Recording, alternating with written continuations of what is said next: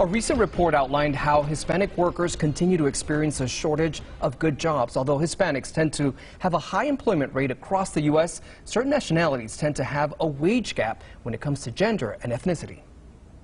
A little bit scared because, it's a little different. Maria Castro recently began working at this restaurant near Desert Inn and Valley View. Before I worked for the 15 years for one restaurant, and it's bad. And this is new for me, but I'm really happy. She says this new opportunity also came with a higher wage. According to a recent report from the Center for American Progress, Hispanic workers, particularly those from Mexico, Guatemala, Honduras, and El Salvador, face the largest pay gaps compared to non-Hispanics working in these fields. I always try to look around, what's the average salary what the restaurants are paying. Restaurant owner Eduardo Gonzalez says offering competitive wages to employees is hard for small businesses, but he says it's necessary to keep the staff from walking out. If the employee is good, of course I'm not going to pay right away out the door like, hey, I'm going to give you $20 an hour.